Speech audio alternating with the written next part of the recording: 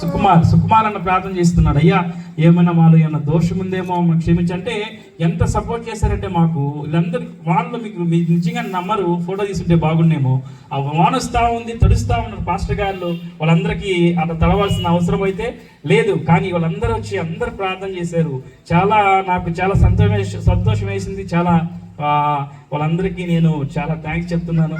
మా సంఘ పక్షంలో మీకు అందరికీ వందనాలు. ప్రతి ఒక్కరు పాస్టర్ కానీ ప్రతి ఒక్కరికి ఈ విషయం నాన్నగారికి నేను చెప్పలేదు, కానీ ఇందాక చాలా ఆశ్చర్యంగా వేసింది.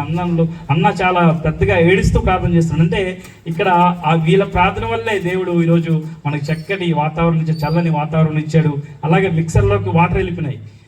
అది కూడా పనిచేయదేమో అనుకున్నాం, కానీ చక్కగా ఇప్పుడు అన్ని దేవుడు మాట్లాడినందుకు దేవుడికి మహిమ కలుగును గాక. పాస్టర్లందరికీ కూడా మరొకసారి వందనాలు చెప్తాను. అందరూ చెప్పలు కొడుతున్నాం పాస్టర్ గారు. Thank you. దేవునికి స్తోత్రం. నిరీక్షణ బ్రదర్ గురించి ఒక మాట చెప్పాలి.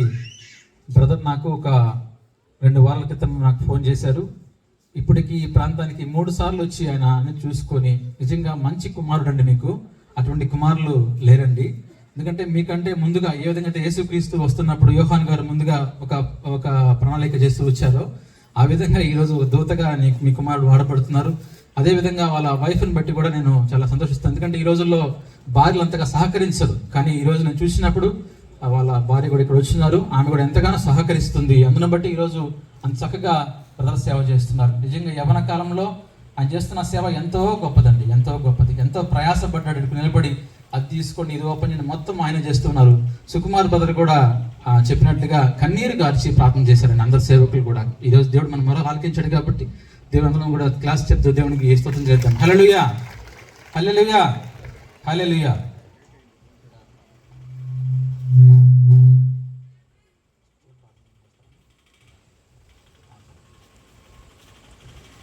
ఈ సమయంలో మనము చివరి ప్రార్థన చేసుకుందాం.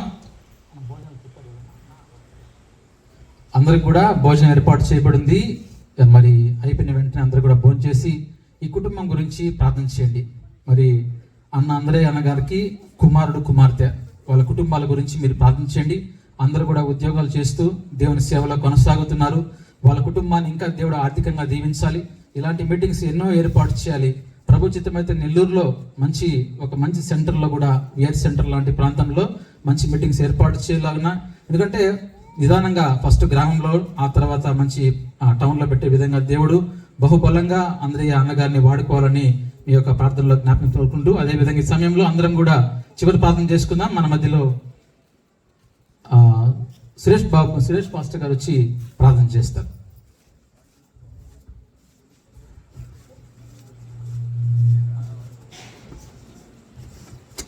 దయచేసి అందరూ లేచి నిలబడదా. చివరి ప్రార్థన ఆశీర్వాదంతో కార్యక్రమాన్ని ముగించుకుంటాం. సకల ఆశీర్వాదములకు కారణభూతుడు అయిన మా ప్రియ పరలోకపు